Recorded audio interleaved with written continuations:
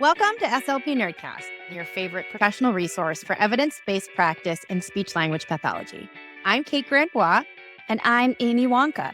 We are both speech-language pathologists working in the field and co-founders of SLP Nerdcast. Each episode of this podcast is a course offered for ASHA CEUs. Our podcast audio courses are here to help you level up your knowledge and earn those professional development hours that you need. This course, plus the corresponding short post-test, is equal to 1 certificate of attendance. To earn CEUs today and take the post-test after this session, follow the link provided in the show notes or head to slpnerdcast.com. Before we get started, one quick disclaimer. Our courses are not meant to replace clinical advice. We do not endorse products, procedures, or other services mentioned by our guests unless otherwise specified. We hope you enjoy the course. Are you an SLP or related professional? The SLP Nerdcast Unlimited subscription gives members access to over 100 courses offered for ASHA CEUs and certificates of attendance. With SLP Nerdcast membership, you can earn unlimited CEUs all year at any time. SLP Nerdcast courses are unique, evidence-based, with a focus on information that is useful. When you join SLP Nerdcast as a member, you'll have access to the best online platform for continuing education in speech and language pathology. Join as a member today and save 10% using code NERDCASTER10. A link for membership is in the show notes.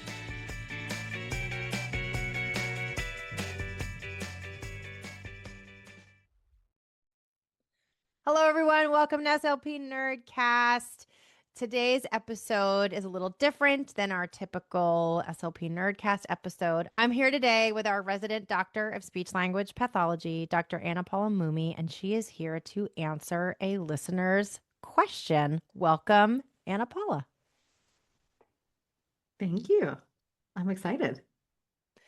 So today's question comes to us out of a school-based setting related to persistent speech sound errors. Before we read the question and kind of get into all of the research that you did to answer this question, I do want to quickly read our learning objectives. Learning objective number 1, explain the use of non-word facilitative contexts, contrastive stress, and repetitive drills to stimulate the production of difficult speech sounds. And learning objective number 2, describe essential motor learning principles for speech remediation. For anyone listening to this course for ASHA CEUs, all of our financial and non-financial disclosures can be found on the website, on the landing page. The link to the landing page should be in the show notes. You can also find the post-test to earn a certificate of completion or optional ASHA CE processing on our website. Any questions, email us info@slpnerdcast.com. Okay, now that we've got that behind us, Anna Paula, could you read us the clinical question? Yes, this clinical problem comes to us from Ayana S. on remediating severe lateral lisps. And she works in a public elementary school, is working with a 4th grader, 9 years old, who has a severe lateral lisp when producing S, Z, SH, CH, and the J sound. This child has been in speech since he was 3 and has made little to no progress. She's tried multiple strategies without success. So, for example, she gave a few like E to the sh or the flat tire sound, or a straw method for forward airflow, butterfly method for correct tongue posture, auditory feedback. So lots of different things, but reports that he demonstrates little motivation to change his production and his speech. And she's also tried shorter, more frequent sessions with him, sending speech work home, but it sounds like productions are still incorrect. That's a great summary. I have not worked with a client like this myself, but I know what it's like to feel stuck. You know, you try one intervention strategy, it doesn't work. You try another one, it doesn't work. You change the service delivery model. You take an extra CE course. So this is a feeling that I think a lot of us can identify with in terms of running as fast as we can to stay still, or throwing spaghetti at the wall and seeing what works, right? There's all these, little idioms for this feeling. I would love to know what the literature says about this. So, what did you discover? Where did you go to help answer this question? Yes, so I'm going to begin with a quick story. Just my first performance evaluation by a principal when I started out in the schools because it deals with a lateral lisp case, and my mind went to that immediately. So I was working with this child, very similar profile. So SH, CH, lots of distortions.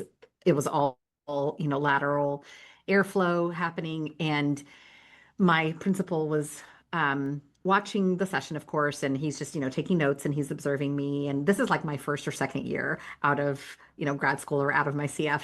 And so, of course, I'm nervous and I'm just going through my little, all the things that I did to try to um, I don't remember at this point if I was like gauging stimulability or whatever, but I was essentially like producing the error to show him the difference, right? And so I was like, just kind of doing this thing. And then anyway, the child was done and he left. And we shut the door and my principal looks at me and he was like, "How do you do that?" Because he was just so in awe that I could actually mimic what was happening in his Oh, mouth, interesting. because he was like, yeah, sure, I hear the difference, right? But he was like, I could never have isolated like what to do in my mouth to produce that error or to do what he was doing, right? And so that speaks to um, our understanding of Yeah. lateralization in terms of, it's primarily a manner of articulation error, right? So we know that a lot of times maybe the place is correct, but we know that the issue here is that lateral airflow, right? And so he's not directing the airflow, down the middle of his mouth or at the center. And so even if the tongue is in the right place, sometimes that slushiness, that distortion is the airflow path, right? That is incorrect. And so, anyway, just I felt really in that evaluation, like, hey, well, let me tell you. I So, I love that anyway, story. I also think it speaks to maybe the frustration of the person who wrote in, because sometimes that we need to remind ourselves and validate that we do know what we're doing. We were trained explicitly in this, so even if it feels frustrating, keep going, right? We have mhm. we have the right training. Yes, So okay, so where did you go from absolutely. here? Yes. So one of the best workshops that I've attended in relation to these recurring issues, and I just want to pull from some of his programming just to illustrate some of the principles that I'm going to cover. My colleague, his name is Stephen Sachs, he developed what is called the SatPack program. It's essentially a software for addressing articulation errors. And it's just a very systematic way to go about it. And you can establish and then practice the target sounds in this systematic way. And I'm not necessarily going to go through the SatPack program, but I do want to just talk through some of those key components that I feel are important to consider when we're tackling difficult sounds, particularly when we're talking about these persisting sounds that just don't seem to go away like lateral lisps. I will do a side note here. Steve does have an excellent 3-hour course that he offers for free ASHA CEUs on R and S. So I highly recommend that our members access that course through him that I learned lots of different strategies and just a different way to address some of these challenges in terms of eliciting S from the T sound, for example, calling it a long T, and which we'll talk about here in a bit. But it just um, helped me brainstorm and just think through, some other possibilities. So with the long T, and this is where I think um, plays into us utilizing words or another context to help children arrive at something that if you just say, just make the S like this, they're going to go back to their usual pattern or their, error they're not going to be able to. But if you're like, okay, can you make a T? And the child says, t, and then you say, okay, let's make it long now, right? So, and now they have this long T sound, which of course works beautifully to direct airflow right down the middle and not out of the sides of the mouth. And so we're using this essentially facilitative context because we can make the T. We know most kids can't produce a T, right? And so then if we can help them extend that T and think about it as a long T instead of an S, they don't have that previous association that they've already made. If you say do S, then they're going to revert back to that old pattern. And so using that as kind of the trigger or the way to stimulate that sound and saying, okay, so let's forget the S, we're going to just talk about a different sound for now, right? Almost like it's something completely different. And so starting there, and then the key components being using non-words, which ties to, again, trying to disassociate from any words that they're already accustomed to making in the wrong way, right? And then the facilitative context, which I just talked about, natural prosody, which just plays into like if we're going to get to generalization, then we have to be able to practice words in conversational contexts or in ways that mimic natural prosody instead of it sounding robotic or like they're still very much consciously aware, right, of how they're producing that sound because we want it to become, of course, more automatic. And then doing sometimes with that natural prosody, we can do contrastive stress, which we'll talk about in terms of saying the same sentence maybe, but in a different way or emphasizing a different word, where then you're kind of playing around with the intonation and you're contrasting the stress in some way. Again, to try to get to generalization and then drill, drill, drill. We'll start with non-words because the child has no associations with non-words, right? So real words Right. will trigger old patterns. So Interesting. we're essentially trying to like remove the interference, right, of old motor patterns. And with non-words, you can also present lots of similar words, but maybe with small changes to help the child develop a new consistent motor pattern for that particular sound. So, and I'm going to provide an example from SatPack here in a bit. With facilitative context, we're using carefully chosen words or syllables. So those are the contexts, but that naturally encourage a child to produce the difficult sound. So the example could be that, for example, with R, you wouldn't want to use maybe W words because that rounding, the ooh, is going to essentially provoke the w, right? So if you're trying Right. to do away with the W, you're not going to choose that directly or right away because that's going to interfere, right? So thinking about what are those facilitative contexts? What is it that might reduce, again, more interference? So um, when it comes to the example, so going back to our long T, so an example of a seed word is what Stephen's program calls it, a seed word, um, where the long T is in the middle. So we're going to say, we're going to do our long T sound and we're going to put it in the middle of these non-words. They're just, you can call them whatever you want, with the child. They're silly words, they're made up words, whatever. So the seed word would be beat seat.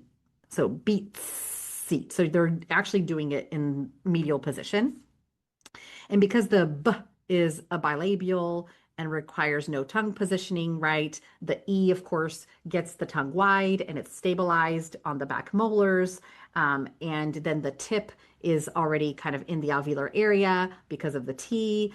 So you're kind of just making everything fit, right? And getting the tongue tip, the sides, everything in motion, in place. And then, of course, you're getting the S by lengthening the duration of the T in the eat, right? So beats, seat. And it turns into that S followed by the E and the T to keep the tongue still in the same position, right? So you're not creating any interference. It's all E, C, right? Now, you don't necessarily want the child to be like because Right. that facialness, you then would have to do away with that later, right? You Right. want there to be as much naturalness as possible. But that's the idea behind, just using a seed word that has that in the middle.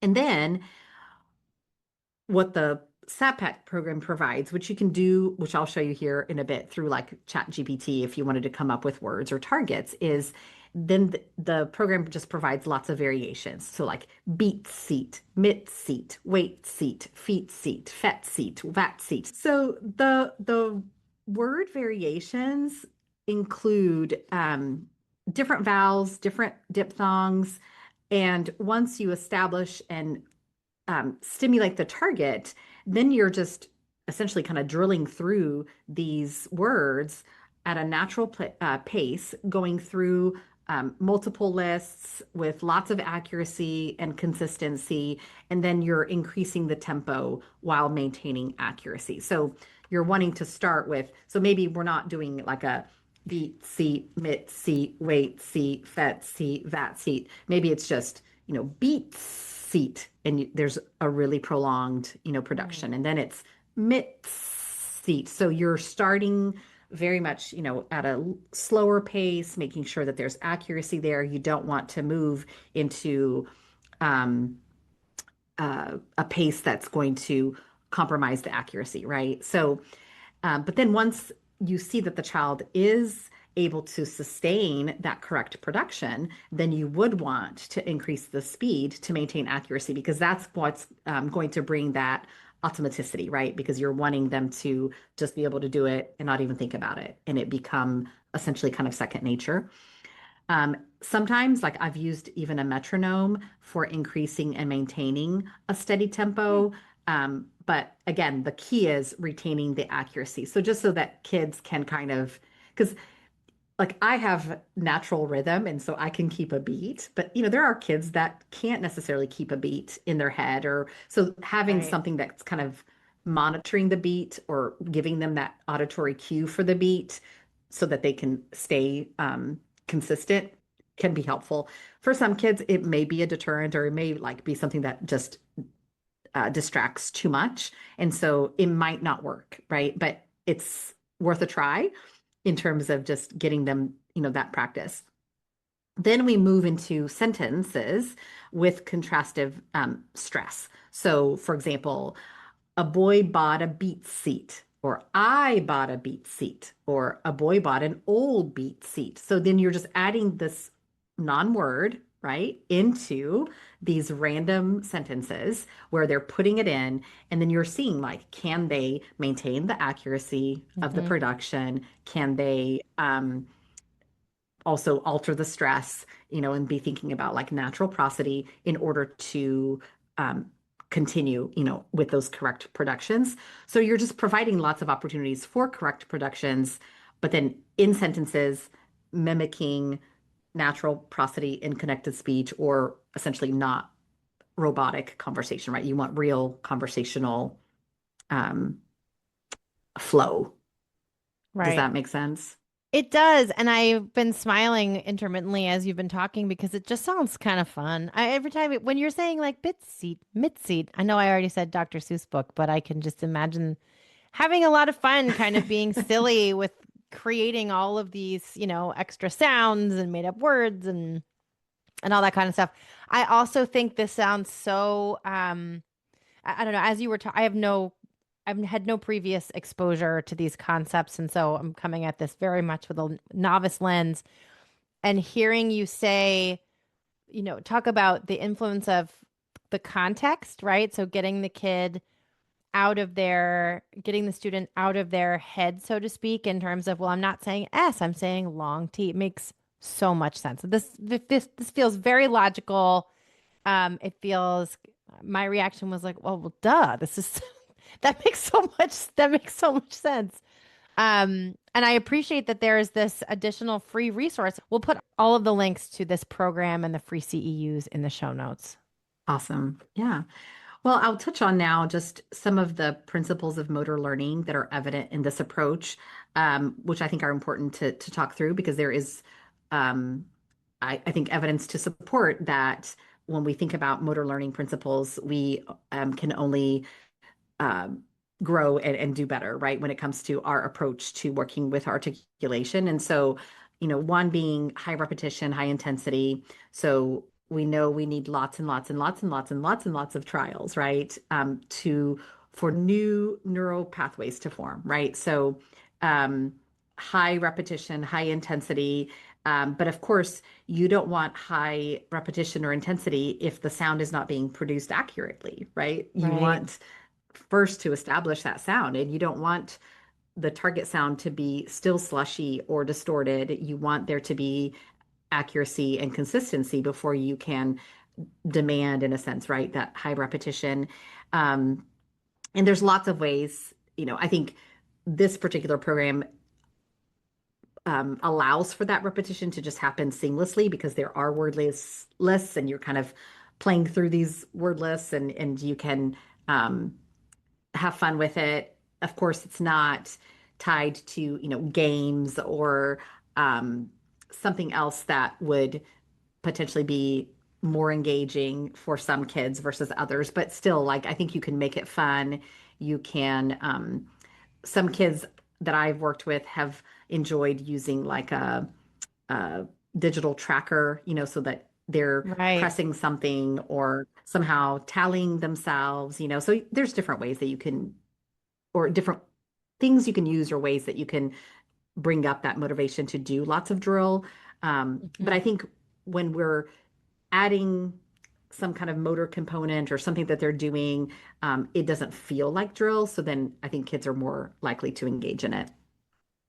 The other thing is, of course, the repetitive drills, then they're learning a new motor plan that's needed, and then they're mixing targets and contexts to apply skills differently and build that automaticity. And then the contrastive stress part promotes that generalization to connected speech. So you have, all these things kind of working together.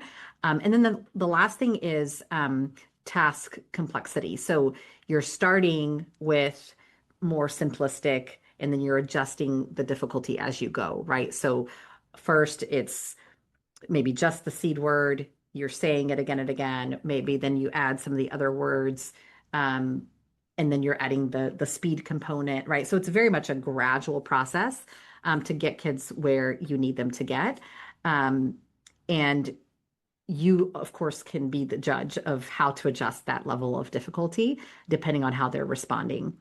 Um, so, an adaptation that you could use, so if you're not using the SATPAC program, if you wanted to, let's say, come up with a word list. So, I played around with Chat GPT, and if we were to say, starting with the long T sound, so that's but in final position, let's say we start there.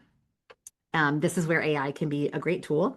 And so I tend to use Claude, but Chat GPT, of course, would work too. But here's the prompt that I put in. I said, generate 20 words with the ts, and I put, TS in final position, focusing on bilabials, labial dentals, and velars in initial position. So again, I'm trying to exclude Right. potential confounding factors, right?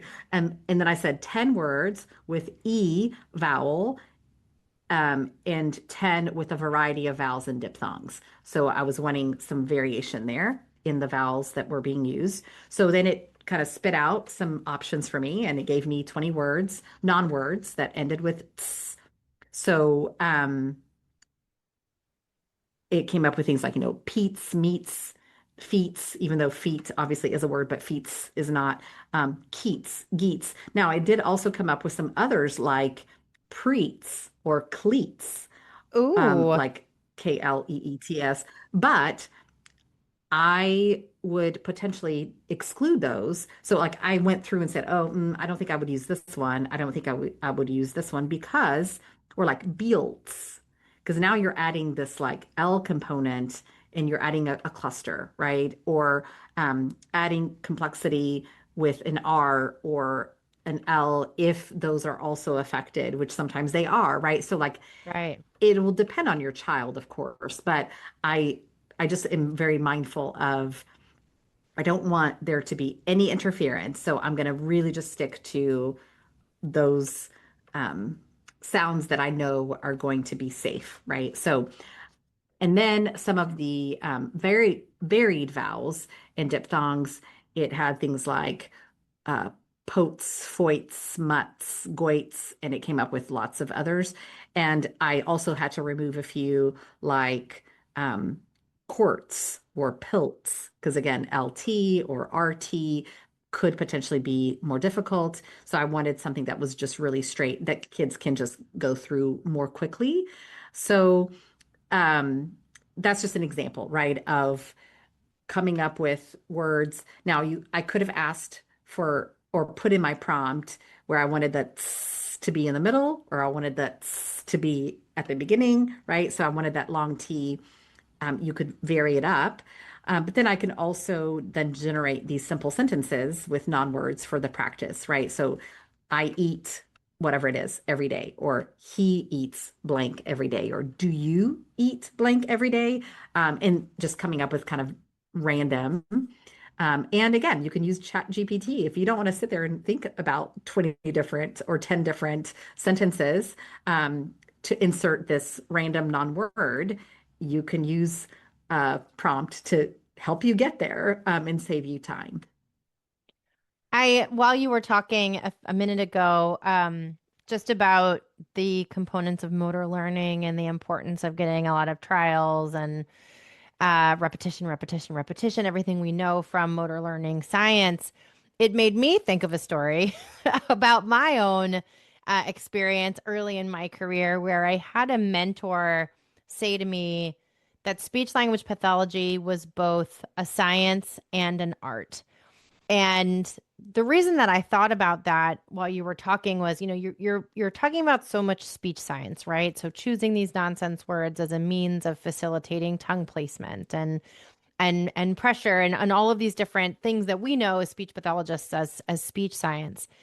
But the art component here is choosing activities that are engaging, knowing the kiddo in front of you and adjusting your therapy based on their fatigue, based on their interests, right? To really try and facilitate as many trials as possible in a way that is fun and engaging and aligned with that science of motor learning and speech science. And I love this story because I feel like it's such a blend of that concept of science and art. Um, and of course, Mhm. my contribution is not at all scientific or helpful, but hopefully that resonated with someone. I don't know. Absolutely. And I'll speak to that a little bit. I say to my students that I teach, in the professor role that I hold, I say that to them all the time. Articulation therapy is about essentially um, doing the same thing, but in 100 different ways, right? So Hmm. you're having to find all these different ways to Yep. engage the child, to do these drills, to do it over and over and over to where they're not pulling their hair out, right? And where they are willing and motivated and excited to do it. And so I use lots of different, like chips, putting chips into a bucket or building a tower or, there's so many different ways that we can make the drill component not feel that way because we Hmm. do need a ton of repetitions, right? The research Right. shows we need 100 plus repetitions for there to be really for it to affect change, right? We need every session that we have. My target is always a minimum of 100 repetitions. And if you are in a group, especially, in the school setting, when you are working maybe with groups of two or three kids or maybe even four kids, right? You have to be Right. super intentional and like, okay, how is it that I'm going to make sure that every child walks out of here with 100 repetitions? So you have to just really Right. plan, an activity in a way that yields that or is more conducive to that level of repetition. Because if you're just getting, if you're playing a game and you end up with 10, 15 repetitions at the end of a game for each child, then you're not doing your job, right? Right. We're not doing the best that we can for that student because we know they need lots and lots and lots of reps. Right. And of course, all of us work within the restrictions of our environments and our infrastructures, right? I mean, in terms of asking questions like, should this child even be seen in a group? And that's a whole other episode. That's a whole other conversation. Yes, I appreciate absolutely. everything that you brought to the table so much. Is there any other bits of wisdom that you would like to share with our audience before we wrap up? Yeah, I just two things came to mind that I haven't mentioned. One is, of course, I was strictly talking about the S, although our reader or our member was asking about the all the fricatives, right? The SH, the CH. So the same process, of course, would take place. And once they figure out that airflow that is more centralized, it's easier then to add that on, to the other sounds. So sometimes you may not even have to necessarily address all of them individually Mhm. once they figure out, like, oh, for sh and ch and s and z and j, right? All of these have that central airflow. Um, you may not have to directly address all of them. So hopefully there's a little bit of carryover that's just a byproduct of working on that central airflow. And then the last thing I would say is just when it comes to homework, because I know that a lot of times individuals, we like to send home things for kids to do.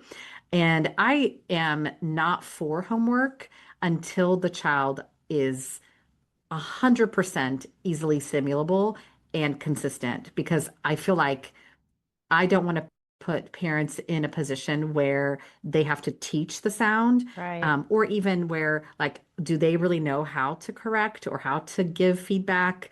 In my mind, they're just mere facilitators of maybe that short practice. And I say to parents, like, 3 minutes, your child can get to 100 repetitions in 3 minutes. I don't want not even, five. Like, literally, we could get, if he says 10 words 10 times, he gets to 100 repetitions, and so I just um encourage families to, once there is that consistency, and I know that they're not going to have to be correcting them, um, I say, find a time that you can build into your existing routine, right, within your day. So maybe it makes sense to do it right after snack when you get home from school, or maybe it's right before you brush your teeth, before you go to bed, right? So that it's that consistent thing that's happening every week and every day, or at least, 3 to 5 times a week, so that it feels manageable and within the family structure, within the family schedule, so that it's not something that is too difficult,